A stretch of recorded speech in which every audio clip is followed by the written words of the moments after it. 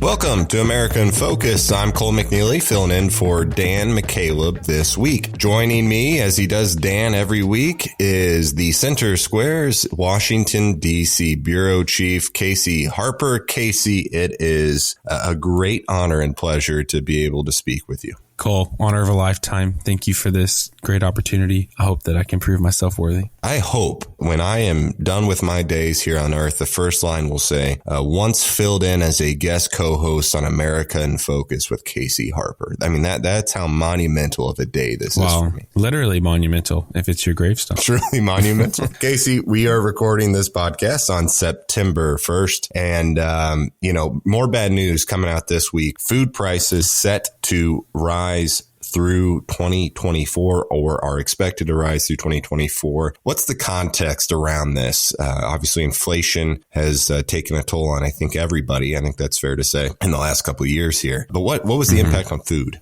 Yeah, I mean, so food prices have risen really astronomically in recent years. I mean, I would say it's not exact, but around once we kind of turn into this next decade of the 2020s, food prices really began to rise. Of course, inflation has risen significantly. We've talked a lot about this, about that on this podcast and at thecentersquare.com. Of course, it's been kind of a defining feature of President Joe Biden's administration. He has gotten, inflation has slowed, but it is still rising. And in particular, I believe in 2022, inflation rose like almost 10%, which is incredible, right? And so along with that, food prices food in 2022, inflation did not rise 10%, but food prices rose 10%.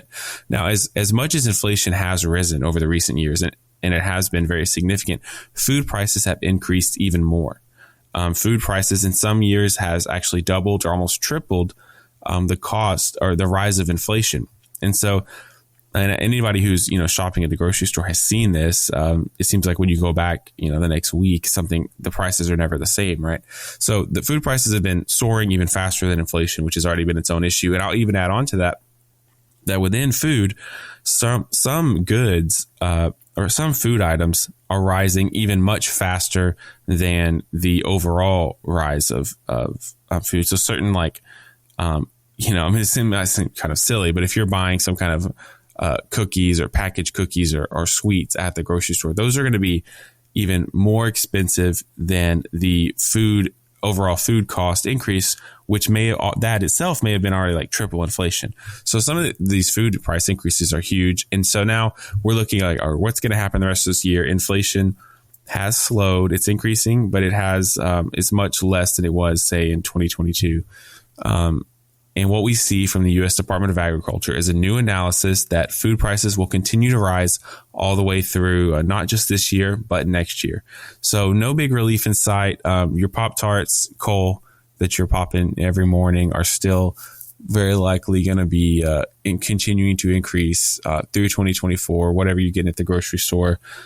And I know you're probably eating Taco Bell every day. So I have bad news for you. The food away from home is also increasing. It's not just the food at the grocery store. Speaking of which, as food prices continue to rise, consumer confidence continues to drop a little bit here. Mm-hmm. Directly related to food prices and gas prices. Really, we're talking about the consumer goods that Americans, and I mean everybody, right? Not just Americans, but Americans in particular in this case, are purchasing every week. And I mean, and essentials that Americans have to purchase every week to eat.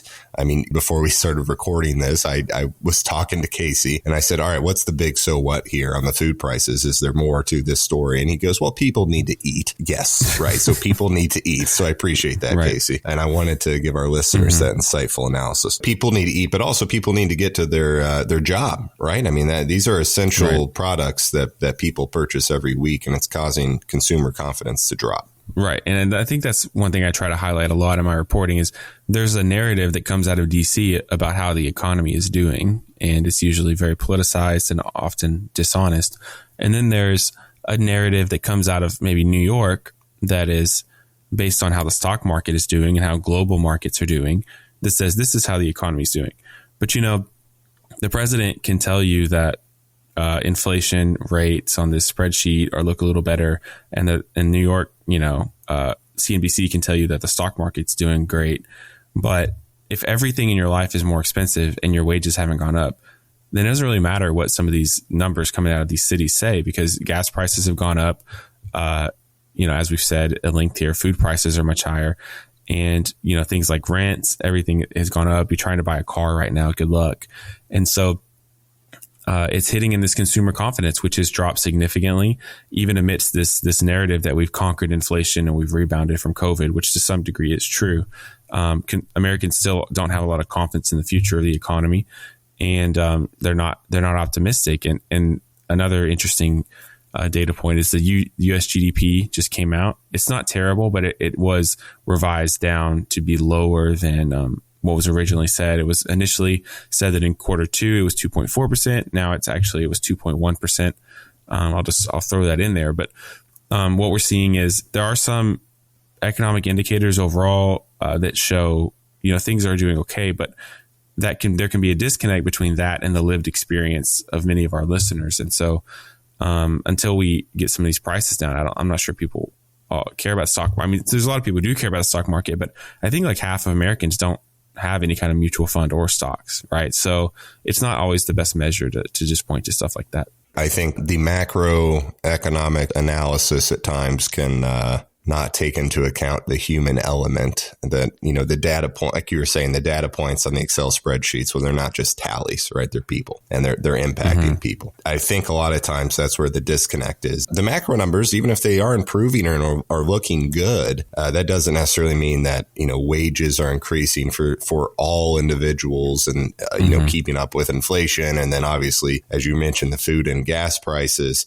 whether or not the data supports it from a number standpoint, but, from a consumer standpoint, it seems like that economic malaise is still there. And then the cherry on top of all of this is, we mentioned September 1st, we're recording this, student loan interest to resume. The consumer might get the belt out and tighten it up here a little bit, especially if you have student loan debt. So the next couple months here in economic news is going to be interesting. Yeah, I think you're right. And it varies from state to state and region to region also. I mean, there can be wealth piling up in some urban areas, but totally not, totally being sucked out of rural areas or certain states or even regions. Of course, we've seen some of that in the Midwest. So, but of course, it's very interesting, and we'll continue covering it. TheCenterSquare.com and this podcast, The Best in America. Cole, didn't you tell me we just passed Joe Rogan for number one podcast? No, that's right. That's what I saw. Yeah, that's what the data says, right? I think that's what the data. Yeah, that was on the GDP report. Like that? Yeah. I think that the Fed put that out. I think I will say, again, as Casey said, keep up with this at TheCenterSquare.com. America's Talking Network, which is the podcast network that produces this podcast and many others, has a podcast called Everyday Economics as well, with the president of Franklin News Foundation and publisher of the Center Square, Chris Krug, and economist Dr. Orphe Devungi, where they cover the economic data coming out every week. So if you want to stay up to date, certainly stay up to date at CenterSquare.com. And then if you want to get into the weeds of what all these data points mean, check out the Everyday Economics podcast. Check out that at americastalking.com. Check out all more of Casey's stories at thecentersquare.com. Please subscribe, and thanks for listening to America in Focus.